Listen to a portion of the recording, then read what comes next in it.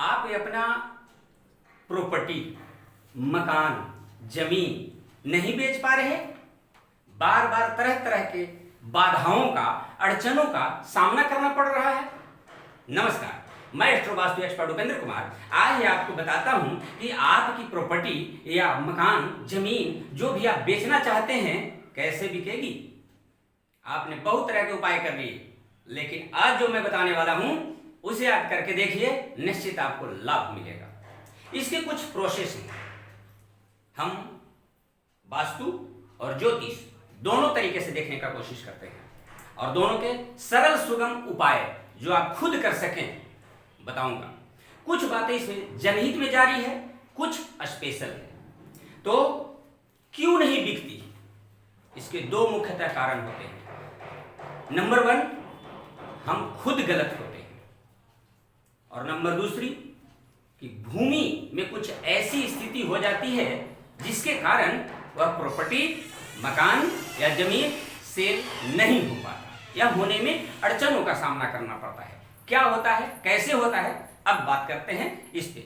और आप अपनी प्रॉपर्टी नहीं बना पा रहे, मकान नहीं बन पा रहा, तो क्या करें, उसके लिए मैं पहले वीडियो अपलोड कर चुका हूं, उसका डिस्क्रिप्शन में उसका लिंक दे दूंगा, आप चेक कर लीजिएगा। अब रह गई बात इसकी, बेच क्यों नहीं पा रहे, बिक नहीं रही वह प्रॉपर्टी, क्यों, उसके कारण सुनिए। यह एक हमने प्लॉट को ग्रिड करने की कोशिश की है, सभी डायरेक्शंस, अब इतना लिखने की तो जरूरत है नहीं, सभी directions north, east, south, west, corners and और बाकी उप दिशाएं जो भी उसके साथ साथ में होती है वो सारे हमने बताने की कोशिश की है इसमें। तो इसमें मुख्यतः कुछ दिशाएं हैं, जैसे कि प्रॉपर्टी के जो भी आपके कागज हैं, डॉक्यूमेंट्स हैं, जनहित वाली बात जो हमने की थी, तो उसके अनुसार अगर आप अपने प्रॉपर्टी के डॉक्यूमेंट्स को वेस्ट यानी कि पश्चिम दिशा में और उसी का कॉपी करके नॉर्थ वेस्ट यानी कि north of north west, north और नॉर्थ वेस्ट के बीच में, ध्यान रहे दिशाओं का निर्धारण डिग्री के आधार पर ही होना चाहिए, सिर्फ अंदाजे से नहीं। तो ये जनहित वाली बात होगी। अगर आप अपने प्रॉपर्टी के कागज वेस्ट में और नॉर्थ वेस्ट में रखते हैं तो आपकी प्रॉपर्टी सेल हो जाएगी। अगर फिर भी नहीं हो रहा तब क्या करें, क्यों नहीं हो रहा, ऐसा क्या हुआ, तो सबसे पहले आपको चेक करना है यह south west, south of south west यानी कि दक्षिण और नैऋत्य कोण के मध्य में जो दिशा आती है, इसमें कहीं यहां पे तो आपकी प्रॉपर्टी के कागजात नहीं रखे हुए, चेक कीजिए। अगर यहां पे आप कागज रखे हुए हैं, प्रॉपर्टी के डॉक्यूमेंट्स रखे हुए हैं, तो वह उससे आप लाभ नहीं ले सकते, क्योंकि यह विसर्जन की दिशा है, डिस्पोजल की दिशा है। उसका लाभ जो आपको मिलना चाहिए था वह डिस्पोज ऑफ हो जाता है और जैसे तैसे औने पौने भाव में वह बिक जाती है, या बिकती ही नहीं और कोई दूसरा कोई उसके ऊपर हावी हो जाता है, या दूसरा कोई उसे हथियाने की कोशिश करता है, ओवर उस पर कर जाता है। क्यों, कैसे, तो यहां से अगर है तो उसे रिलोकेट करें, कहीं भी वेस्ट में रखें, नॉर्थ में रखें, साउथ में रखें, ईस्ट में रखें, कहीं भी रख सकते हैं उसको, बट साउथ वेस्ट में नहीं होना चाहिए, कंफर्म है। अब रही बात कि यहां भी नहीं है, तब तो अब देखिए कि किसी भी चीज का कोई ना कोई कारण होता है, चाहे बनने का या बिगड़ने का, दोनों का। तो यहां पे हमारा काम बनाना है, तो इसका क्या कारण हो सकता है, तो प्रॉब्लम क्या आ रही है, प्रॉब्लम क्या है, तो प्रॉब्लम ये आया कि लोग ही नहीं आते, ग्राहक ही नहीं आ रहा। क्यों, तो इसका मतलब है कि ईस्ट पूर्व दिशा आपका डिस्टर्ब है, सॉरी, क्योंकि ईस्ट पूर्व दिशा जो है सोशल कनेक्शन का है, कनेक्टिविटी का है, लोगों से मार्केटिंग का है, ग्राहक जोड़ने का काम करता है। तो इस दिशा में, पूर्व दिशा में अगर आपका टॉयलेट हो तो उसे बैलेंस करने की कोशिश कीजिए। अगर वहां पे रेड कलर, वहां पे येलो कलर अगर किसी तरह से स्टोरेज है तो ग्राहक नहीं मिलेंगे, कनेक्शन नहीं हो पाएगा, लोग से नहीं जुड़ पाएंगे आप, इसलिए नहीं मिल पाती। नंबर दूसरा, ये तो पहला हो गया कारण। नंबर दूसरा कारण क्या हो सकता है, लोग आते हैं, पसंद करते हैं, पर डील फाइनल नहीं होती। क्यों भाई, तो क्योंकि आपके साउथ ईस्ट आग्नेय कोण डिस्टर्ब है। कैसे डिस्टर्ब है, वहां पे टॉयलेट हो सकता है, वहां पे ब्लू ब्लैक कलर्स हो सकते हैं, वहां पे वाटर एलिमेंट किसी टाइप से यूज हो रहा है, इसलिए डील फाइनल आपकी नहीं होती। नंबर तीसरा, तीसरा कारण है कि आपका साउथ वेस्ट नैऋत्य कोण दिशा या तो कम है, बार चार्ट में कटा हुआ है, या अनबैलेंस है, जो आपको स्थिरता नहीं दे पा रहा, उसमें लोगों से रिलेशन नहीं बना पा रहे हैं, संबंध नहीं जुट पा रहा है, जिससे डील फाइनल हो सके, प्रॉपर्टी सेल हो सके। ये दूसरा तरीका था, एक जनहित वाली पश्चिम और वेस्ट और नॉर्थ वेस्ट में रखने वाला। दूसरा, क्यों नहीं बिक रहा, कारण ढूंढिए, उस कारण को बैलेंस कीजिए। फिर भी ये सब लिस्ट ठीक है, फिर भी नहीं बिक रही भाई, अब क्या करें? तो नंबर तीसरा आता है, इंट्यूशन के आधार पे लैंड की एनर्जी क्या है, उस भूमि, भवन, प्रॉपर्टी का प्रकृति क्या है। क्योंकि 3 प्रकार की प्रकृति है, आपको भी पता है, सत्व, रजस, तमस। और अगर तमस में वह प्रकृति वह की वो हो गई है भूमि, भवन, प्रॉपर्टी, अगर तमस की है, नहीं बिकेगी, कुछ भी कर लो आप। तो अब क्या करें? तो उसकी प्रकृति को चेंज करनी होगी, उसे रजस में कन्वर्ट करना होगा। अगर तमस की है तो उसे रजस में कन्वर्ट करना होगा, अग्नि प्रदीप्त करनी होगी, उसमें पावर लाना होगा। वह सुस्त पड़ गया है, वह मरा हुआ जैसा है, इसलिए वह नहीं बिकती।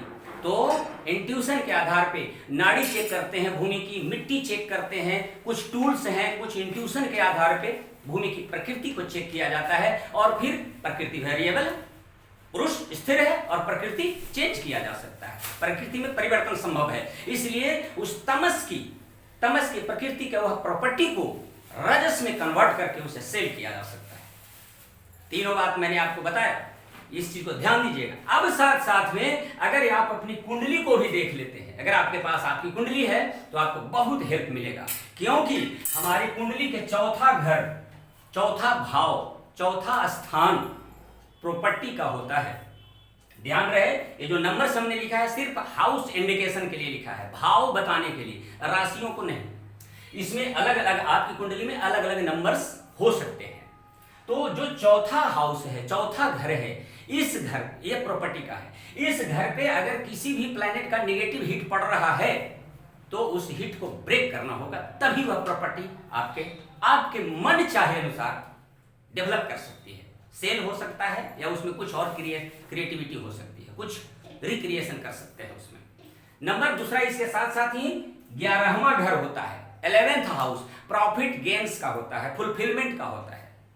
अगर 11th हाउस पर कोई नेगेटिव हिट पड़ रहा है, उसको भी आपको ब्लॉक करना होगा, तभी आपको आपकी मनचाही कीमत मिलेगी। मनचाही का मतलब एक्स्ट्रा नहीं, उस लोकेशन के अनुसार जो होगा उसका कीमत वो आपको मिलेगा।